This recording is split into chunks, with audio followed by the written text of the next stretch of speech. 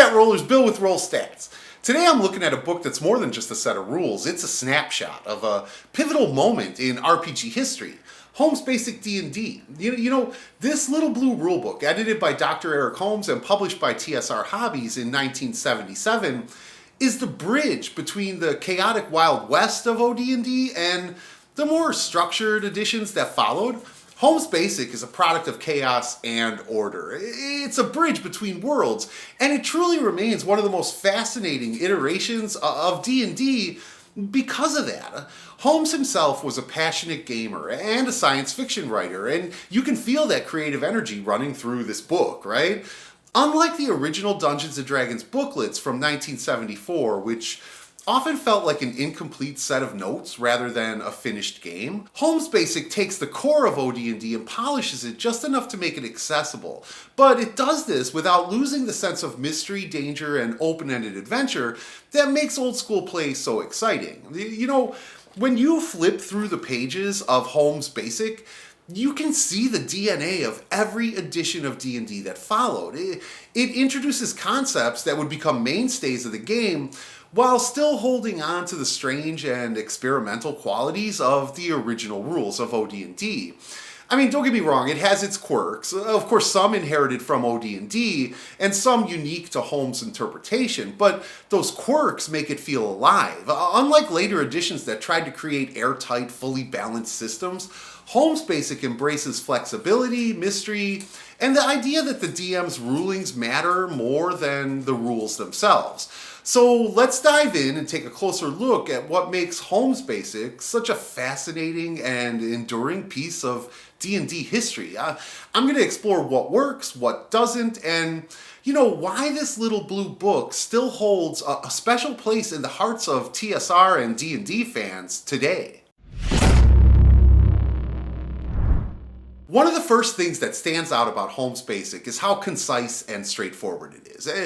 At least by, the standards of 1970s game design. If you ever flipped through the original Dungeons & Dragons booklets from 1974, they weren't exactly user-friendly. They were dense, and sometimes contradictory, and assumed a certain familiarity with wargaming that many new players simply don't have, right? On the other hand, Holmes Basic is more precise and more structured, and it makes an effort to explain what Dungeons & Dragons is all about.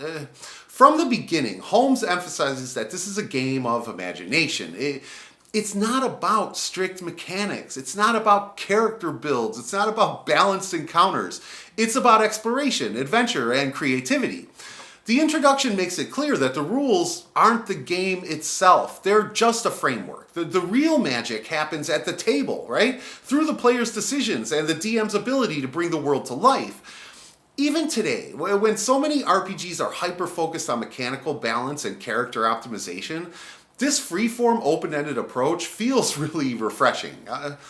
One of the more interesting things about Holmes Basic is that it was never meant to be a complete standalone system. So, unlike later iterations of basic D&D, like the Moldvay Cook BX set or the Beckme series, Holmes was always intended to be a stepping stone to AD&D, right?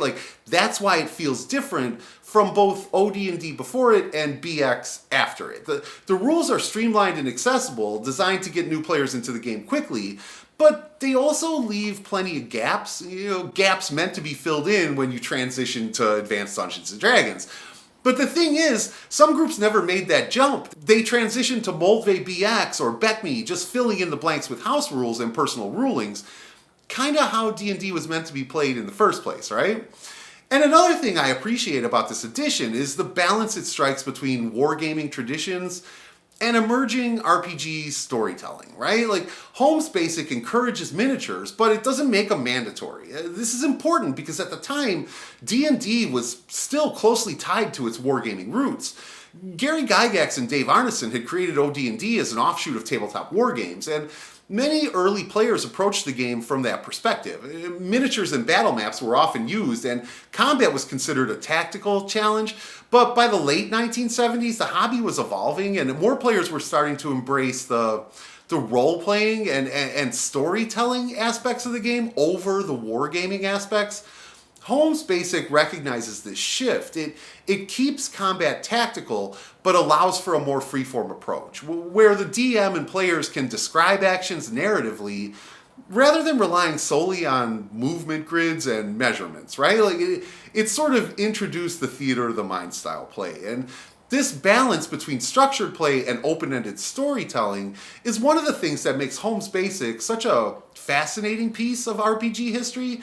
It's a game that still holds on to the old ways, but already considers what tabletop RPGs would become. It's light enough to encourage creativity, but still grounded in enough structure to make it approachable for new players in 1977.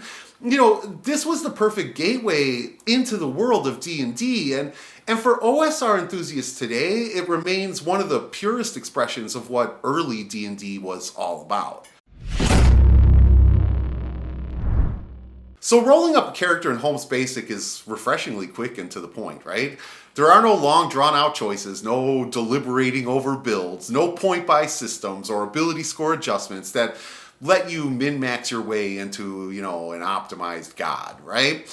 You grab 3 6-sided dice, roll them 6 times, and assign those numbers to strength, intelligence, wisdom, constitution, dexterity, and charisma in that exact order. What you roll is what you get. If you end up with a weak magic user or a clumsy fighter, hey, that's just part of the adventure, right? You're not creating a hero. You're making a person, and how that person survives or doesn't, in the dangerous world of the game, is where the fun is at. Right away, you can see the DNA of original D&D still at work here, right? Holmes Basic doesn't try to reinvent the wheel. It simply cleans up and presents OD&D's character creation process in a more straightforward, more structured way. One interesting shift is that Holmes introduces the idea of trading ability score points to tailor your character. It's a sign that Holmes was looking for a way to bridge the gap between rigid randomness and player agency. He wanted to preserve the fast roll and go approach while allowing for some customization without opening the door to full-blown character optimization. So regarding character classes, Holmes sticks with the core 4: fighting men, magic users, clerics, and thieves. Later basic editions would expand this list, but this streamlined selection keeps things simple.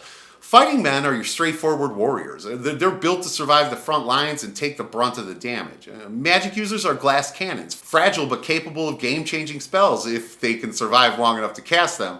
And clerics are the divine warriors of the party, but in one of the weirdest holdovers from OD&D, they didn't get spells at level 1, and that means your newly rolled cleric must survive at least, 1 dungeon delve before they can cast Cure Light Wounds, and it always felt like an odd choice to me, even when it carried over to Moldvay BX, which I love, but at the same time, it reinforces the idea that early D&D is about grit and survival. You don't start out as a competent hero, you really have to earn it. So one of the most significant changes from OD&D is including the thief as a core class.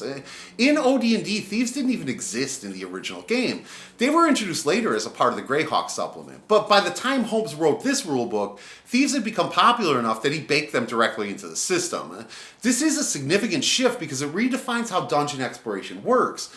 Before thieves, every character was expected to find traps, move stealthily, and pick locks, purely based on creative thinking and player descriptions. It wasn't a skill. If a door was locked, the magic user might use a spell, the fighter might bash it down, or the players might devise a creative workaround. With the thief class, though, these tasks became specialized skills, tied to percentile rolls rather than free-form problem solving. It's a fascinating moment in D&D history, and you can still see the divide today between those who prefer creative thinking and player description, versus those who like the structure of the class-based skill system. Holmes also made some interesting decisions when it came to non-human characters. Unlike later basic sets, where races and classes were merged, so elves were elf class, dwarves were dwarf class, etc., right? Holmes still follows the OD&D tradition of separate race and class, but with some very significant restrictions. So dwarves and halflings can only be fighters, which locks them into a pretty straightforward role. Elves, on the other hand, can multi-class as fighters and magic users, but they progress more slowly to balance out the advantage of being able to fight and cast spells simultaneously. And, there's no mention of half-orcs, gnomes, or half-elves at all, right? Like, those would remain the domain of advanced Dungeons and Dragons. Holmes was trying to bring some order to the chaotic mishmash of OD&D without stripping away too much of the original game's wild creativity. He refines the rules, he organizes them, and clarifies them, but he never goes as far as locking things down into a rigid system. There are still plenty of open-ended areas where DMs are expected to make rulings, and players are encouraged to work with what they roll instead of meticulously designing a godlike character. This mix of structure and flexibility is what makes Holmes Basic such a fascinating addition. It's an attempt to clean up OD&D without losing the DIY, make-it-your-own ethos that defined those early years of the game. So once characters are rolled up, it's time to outfit them for adventure. And this is where Holmes Basic leans hard into its wargaming roots. There's no starting package, no pre-selected gear list tailored for each class. Instead, you roll your starting gold and go shopping, just like in original D&D. The equipment list is pure, no-nonsense adventuring pragmatism. Weapons, armor, torches, rations, and the kind of dungeon-crawling essentials that make the difference between surviving a delve and, just dying down there in the dark, right? Right away, this phase of the game forces players to think tactically. There's no guarantee that you'll have enough gold for everything that you want. So, you do have to prioritize when you're purchasing your starting equipment. Do you buy the best armor you can afford, sacrificing, items like ropes and torches? Or do you go for a solid weapon? Or, do you take a cheaper option and save money for a shield, right? And encumbrance matters too. So players can't just load up on every possible piece of gear, even if they have the gold for it. Every item is a trade-off, and every gold piece counts. And speaking of gold, here's where Holmes Basic leans fully into one of the most defining mechanics of classic D&D. Gold equals experience. In this system, you don't gain XP from killing monsters. Sure, fighting is a part of the game, but the real path to power is treasure. If you want to level up, you need to get rich, and every gold piece recovered from a dungeon and safely brought back to civilization translates directly into experience points. This creates a completely different mindset compared to later editions, where XP is primarily earned through combat, right? In Holmes Basic, fighting is often a means to an end, it's not the goal itself. If you can trick or sneak past or negotiate with a monster and still get the treasure, that XP is yours, my friend, without having to risk death in a pointless fight. Holmes doesn't go into exhaustive detail about how XP should be split, but the implication is clear. The party works together to recover treasure, and the XP is divided equally among those who helped. This naturally encourages cooperation and creative problem solving. There's no incentive to grind through combat just for the sake of it. Instead, players are encouraged to plan, to strategize, and to think like true adventurers. How do you get in, grab the loot, and get out alive? That's the real challenge in Holmes Basic, right? This approach to XP is something I love about classic D&D. It shifts the focus from endless battles to exploration, to clever thinking, and risk management. It turns dungeons into dangerous but rewarding puzzles rather than combat arenas. Every decision, whether it's choosing which gear to buy, how to approach a potential fight, or when to cut your losses and retreat, is shaped by the understanding that your real goal is treasure, not a high body count. Exploring a dungeon in Holmes Basic is a deliberate, methodical process. This isn't the fast-paced, room-clearing action of modern RPGs, right? Movement is measured in turns, and every action takes time. If the players rush ahead without thinking, they'll quickly find themselves overwhelmed. Wandering monster checks keep them on their toes, ensuring that dawdling around or arguing over what to do next can be just as dangerous as triggering a trap. You can't just sit around in a dungeon discussing tactics for an hour, as something will come looking for you, right? Even something as simple as opening a door can be a challenge in Holmes Basic. Not every dungeon door swings open with ease, right?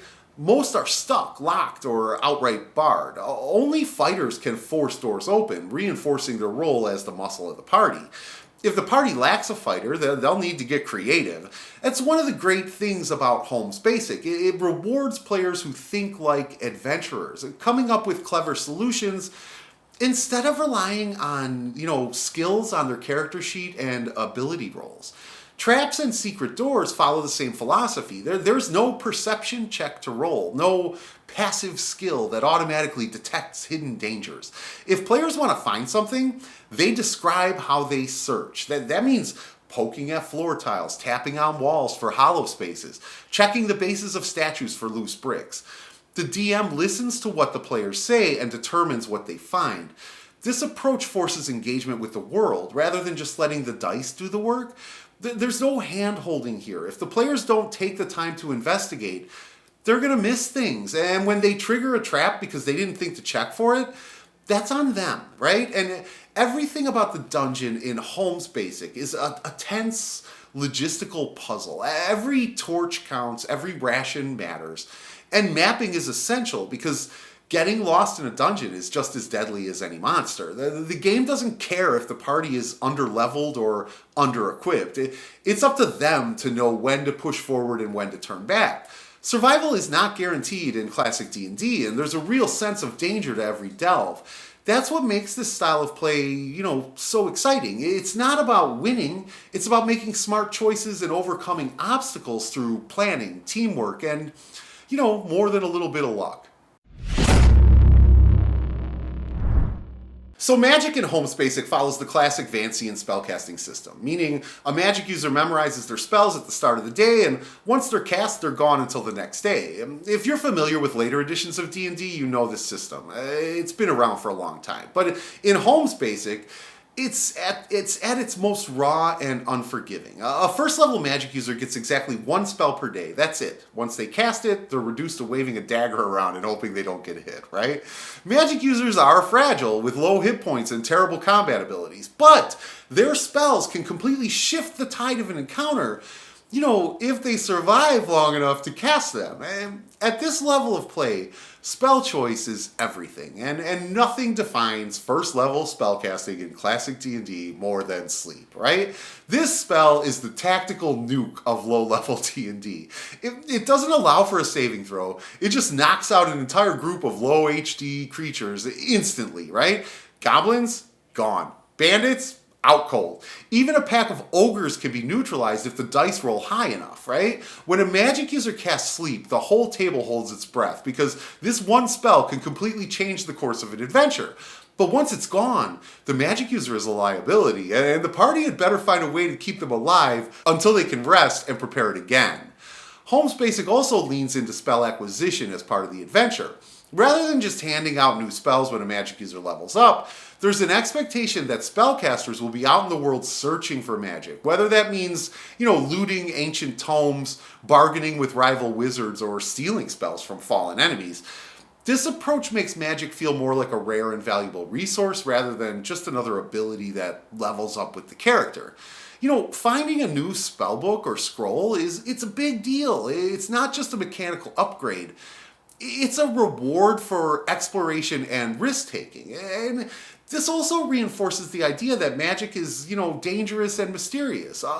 Unlike later editions where spells are categorized, balanced, and neatly organized, the magic of Holmes Basic feels more like forbidden knowledge that has to be uncovered. Spells aren't just given to magic users. They have to earn them through play. This means that even though a first-level magic user starts off incredibly weak, the process of discovering and collecting spells feels like part of the adventure, not just a routine advancement mechanic.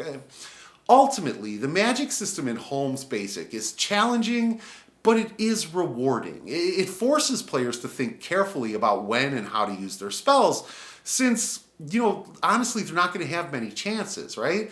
But when they do cast them, spells have real weight and impact. This version of magic isn't about endless spell slots or rechargeable abilities. It's about strategy, risk, and the thrill of unlocking arcane power. If you play a magic user in Holmes Basic, you're not just another class with a different combat style. You're a glass cannon, a scholar of the arcane, and a treasure hunter all rolled into one. Every spell is precious, and every decision about when to cast it is a gamble that could save the party or leave you defenseless, and that's exactly how it should be. Combat in Holmes Basic is exactly what you would expect an old school fight to be, right? It's fast, it's brutal, and stripped down to the essentials. There's no bloated initiative order, no long lists of feats, no spending half the session calculating attack modifiers and damage bonuses. Instead, it's quick, decisive, and just dangerous enough to make you think twice before drawing steel, right? Initiative is beautifully simple. Each side rolls a single d6, and whoever rolls higher goes first. Everybody on that side moves and acts before the other group does. No dexterity modifiers, no rolling individual initiative for every combatant. Just team-based tactics and, a bit of luck. It speeds things up tremendously, cutting out the slowest part of combat in many later editions, right? But, the downside, it makes combat feel a little chaotic and unpredictable. But honestly, that's exactly the vibe an old school dungeon crawl should have. When the dice hit the table, anything can happen. And then there's the infamous D6 damage rule. So in Holmes Basic, every weapon deals a flat D6 damage. Whether you're swinging a dagger or a greatsword, this is one of those rules that really splits the table, right? Some people love it because it keeps things fast and deadly, ensuring that combat stays streamlined rather than getting bogged down in number crunching. Others hate it because it makes weapon choice feel meaningless. Like, why carry a battle axe if it does the same damage as a club? Personally, I hate it. I get that fights in this game aren't about individual weapon stats. They're about positioning, resource management, and smart decision making. But, at the same time, how can a battle axe do the same damage as a dagger? It breaks the verisimilitude for me. The lethality of combat does make morale a key part of the game. Monsters aren't just mindless bags of hit points waiting to be carved up. They're living creatures, and many of them don't want to fight to the death. I mean, right? Like, if a fight starts turning against them, they're going to flee, surrender, or bargain for their lives. This makes every encounter feel a little different, because sometimes the best move isn't to kill everything in sight, but to intimidate, outmaneuver, or, otherwise avoid a drawn-out fight altogether. And monster stats follow the same philosophy of elegant simplicity. A monster's hit dice determines almost everything. How many hit points they have, how hard they hit, and even how good they are at saving throws. The DM doesn't have to juggle dozens of different stats or cross-reference multiple tables. If you know a monster's hit dice in Holmes Basic, you can run it on the fly with almost no prep at all. The entire system reinforces the old school mantra of rulings over rules. The game gives you just enough structure to resolve combat quickly, but it doesn't lock you into a rigid system that dictates exactly how every fight must play out. The DM has the freedom to interpret actions, resolve conflicts on the fly, and make calls based on the narrative rather than getting bogged down in a sea of mechanics. If a player wants to swing from a chandelier and land on an orc with both boots to the face, there is no official rule for that, but the DM can make a quick ruling and, keep the action moving, right? The bottom line, combat in Holmes Basic is fast, it's deadly, and it's unpredictable. And that's good. It doesn't try to be a tactical miniatures game. It doesn't bog down in endless modifiers.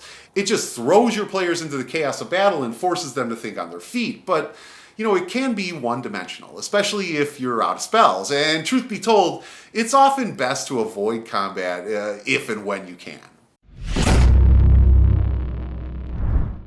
The monster section in Holmes Basic is a wonderful blend of simplicity, danger, and classic D&D weirdness. It doesn't waste time with bloated stat blocks or excessive mechanics.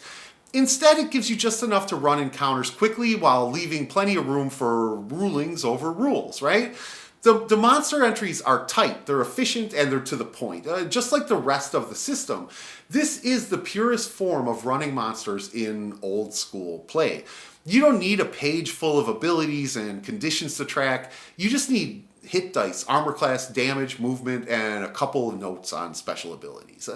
The way monsters are presented in Holmes Basic reinforces the DM's role as an active participant in the game rather than a rule-following automaton, right? This book isn't here to tell you exactly how to run every encounter. It's here to give you the tools and then trust you to use them well, right?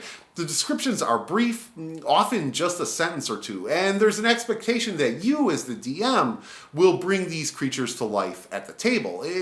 It's the kind of game design that encourages creativity and improvisation, something that later editions of D&D often struggle with as they pile on mechanics and, rigid encounter guidelines.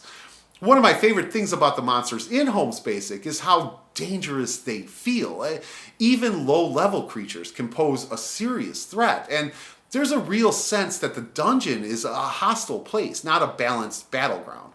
Holmes Basic assumes that players won't win every fight, and it doesn't expect them to try, right? This ties back to the core design philosophy of early D&D. Combat is not the goal, survival is the goal. A smart party will outthink monsters, trick them, flee if they have to, and fight only when they have the upper hand. The monsters themselves aren't balanced around the player's level. If you stumble into a group of ogres or a wandering basilisk at first level, that's just how it is, my friend. The world isn't going to adjust itself to make sure you have a fair fight. The sheer variety of creatures packed into these pages it's impressive. You've got the classics: goblins, orcs, skeletons, ogres, dragons, right? But you also have some wonderfully weird entries like the carrion crawler, the black pudding, and the gelatinous cube. These monsters feel distinctly old school, right? Drawn from pulp fantasy mythology and early wargaming roots of D&D. There's a mix of mundane and supernatural threats, and while some of these creatures would become staples in later editions, here they still feel raw and untamed, right? And special abilities are handled in the simplest way possible. Instead of defining things with strict mechanics, the game describes what happens and lets the DM make judgment calls. So, for example, a cockatrice can turn you to stone, but it doesn't bog the game down with specific rules on saving throws or durations. It's all very to the point, which makes it easy to run while keeping things open-ended enough for rulings. Poisonous creatures like giant spiders and wyverns are just instant death if you fail your saving throw, which reinforces the sense of high-stakes danger that defines classic dungeon crawls. Look, this isn't a game where you get poisoned and just take a little damage over time. You save or you die, and that's not for everyone. I get it, but it is what makes old school D&D so exciting. And then the treasure tables included with the monsters are another important part of the game's design. Since Holmes Basic follows the gold for XP model, monsters aren't just obstacles, they're potential sources of, wealth and experience, right? But not all of them are worth fighting. The strongest monsters guard the best treasure, so players have to decide if the risk is worth the reward. A party that dives into combat blindly will likely end up dead. It's just the truth, right? But a party that outsmarts the dungeon, takes calculated risks, and, picks its battles carefully, they're going to come out on top. Overall, the monsters section in Holmes Basic strips away the excess, leaving behind only what's necessary to bring these creatures to life at the table. Every monster is a threat, for sure. They're a puzzle to solve and a force to be reckoned with. Running them feels natural and intuitive, and because the mechanics are so light, the DM has the freedom to focus on making the dungeon feel alive rather than getting bogged down in rules. This section captures everything great about early D&D. It's dangerous, it's unpredictable, and open-ended, but, in the best way possible. So before the players can plunge into mist-shrouded dungeons in search of treasure and adventure, the Dungeon Master has to put in some work. This is old school gaming, which means no pre-packaged modules or pre-generated content unless you make it yourself, right? You're expected to grab some graph paper, sit down with a pencil, and start building a dungeon from scratch. It's part art, part science, and all about creating a space that feels dangerous, unpredictable, and full of possibilities. I mean, that's just how it is in Holmes Basic. Again, there really were no modules at that time. They were just beginning to come out. So, a well-designed dungeon isn't just a bunch of rooms connected by hallways. It needs multiple levels with paths leading up and down, secret passages and interlocking spaces that encourage exploration and discovery. There should be hidden doors, traps, and surprises waiting for those, brave or just foolish enough to poke around, right? The dungeon should reward curiosity while punishing carelessness. It should make your players feel like they're navigating a puzzle as much as they are a physical space. Holmes Basic encourages a mix of structured planning and randomness in your dungeon design, right? Major set piece encounters, key treasures, unique monsters, and magical artifacts should be placed deliberately, but the rest, just roll for it. The game suggests rolling a d6 for each room with a result of 1 or 2 indicating a monster. Slimes, jellies, and puddings are commonly found lurking in corridors, making even seemingly empty passageways dangerous, and wandering monsters add another layer of unpredictability, ensuring that the dungeon never feels static. Just because a room was empty when the players first pass through doesn't mean it will be empty when they come back. And those in modern RPGs who complain that wandering monsters are senseless, they miss that point, right? Like wandering monsters are crucial because it makes your dungeon alive. And traps are another critical part of dungeon design. But, it's not a gotcha moment where players are instantly killed. The best traps telegraph danger and invite interaction. A shallow pit might deal minor damage, but, it delays the party long enough for wandering monsters to find them. A suspiciously untouched room could hide a deadly illusion or a teleportation trap leading somewhere far worse. The goal is to make the players think before they act. If they blindly rush forward, they're going to suffer for it. But if they take their time, they might be able to avoid or, even use the traps to their advantage. But the real heart of dungeon design is imagination, right?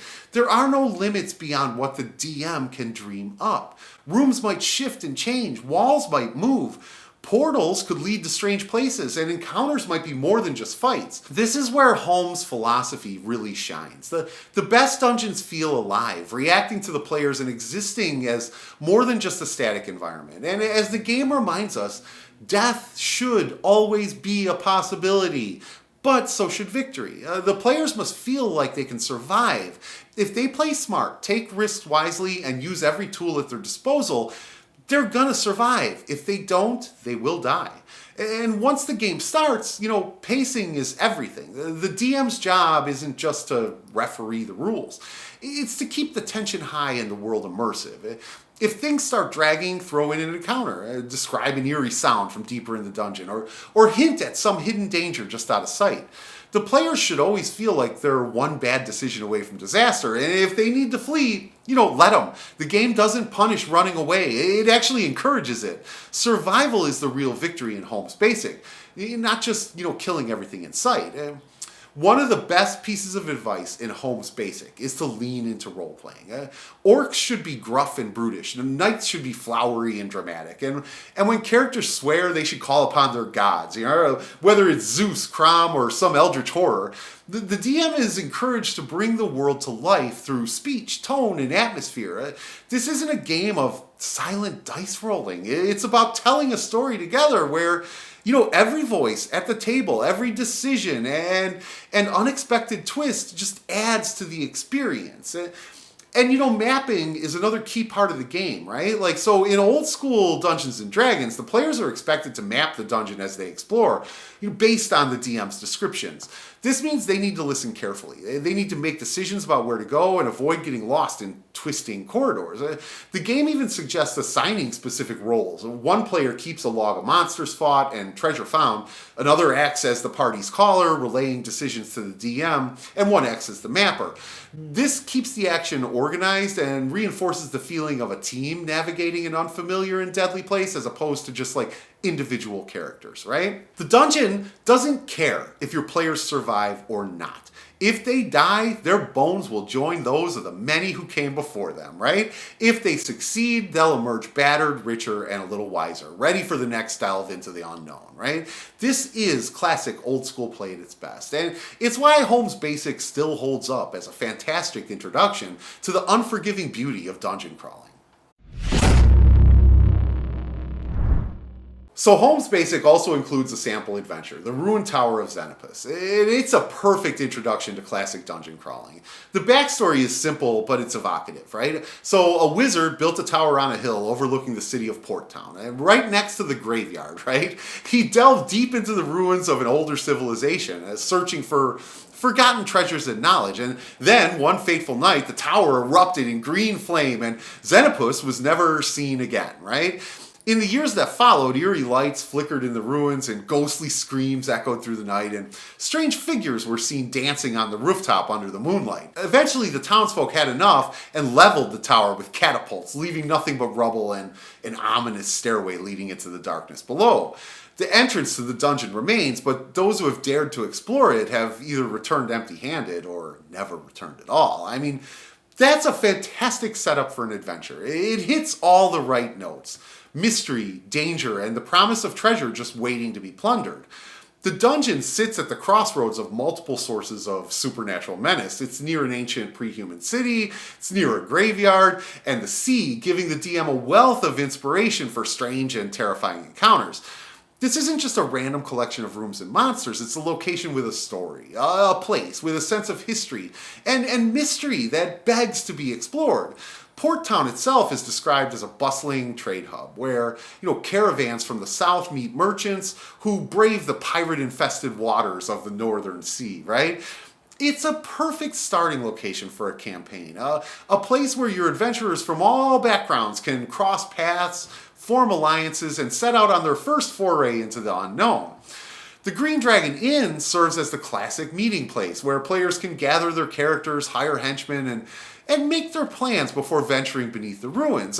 There's even a suggestion for solo play. If only one player is heading into the dungeon, they can hire a few men at arms to watch their back. This highlights a key difference between old school and modern play. Going into a dungeon alone in old school D&D is suicide. A well-rounded party, or at least a few hired swords, is crucial to survival. So once the players descend, the adventure truly begins, right? The dungeon starts 25 feet below ground at a marked starting location. And from there, it's all up to them. Well, where do they go? How do they handle encounters? Do they play it safe? Do they push deeper? This dungeon, like all good old school dungeons, isn't about a linear story or a series of pre-planned encounters. It's about exploration, discovery, and player-driven action. The world doesn't wait for the players. It just reacts to their choices. What makes this sample dungeon so effective is that it doesn't just introduce mechanics. It teaches new players how the game is meant to be played. It shows that dungeons are not fair battlegrounds. They're living, dangerous places where survival isn't guaranteed. It teaches that good play means planning, caution, and knowing when to run away. It reinforces that combat is not always the best option, that traps aren't always obvious, and that treasure comes with risks, right?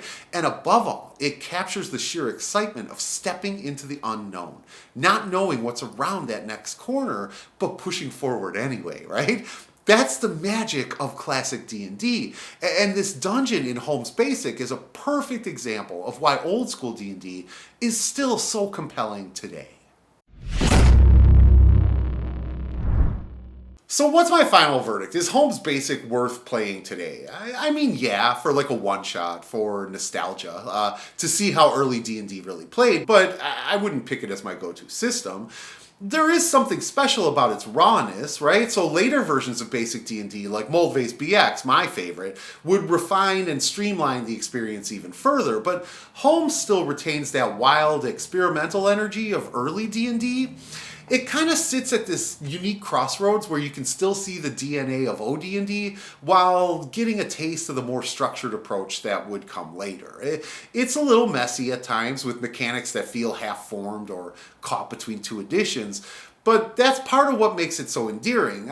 You can see Holmes wrestling with the best way to introduce the game to new players while still keeping the sense of wonder and open-ended play intact. And despite its quirks, it still plays, okay. If you want a fast, deadly, exploration-driven game that rewards player creativity and smart decision-making over mechanical optimization, Holmes Basic works, right? It's simple to run, it's lethal in all the right ways, and makes every delve into the dungeon feel like a real adventure rather than just a series of encounters.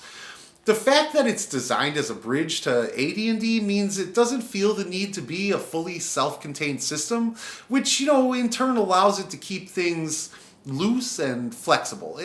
It's a game that invites house rules, improvisation, and interpretation for sure, right? Just like the earliest days of the hobby, there's no one right way to play it, and that's the magic of old school D&D. Holmes Basic is a blue box time capsule of what made early D&D so incredible. And even decades later, it is worth playing, at least once. But I want to know what you think. Drop a comment below and let me know what you think of Holmes Basic D&D. Do you own it? Have you played it? Have you run Holmes Basic? What did you think? Honestly, let me know. I want to know what you think of Holmes Basic. Alright, that's a wrap for today's Stat Rollers. Until next time, grab your dice, keep your lantern burning, and tread carefully because Holmes Basic may lead you deep into forgotten dungeons, but the real challenge is making it back out alive. And as always, may the dice roll ever in your favor.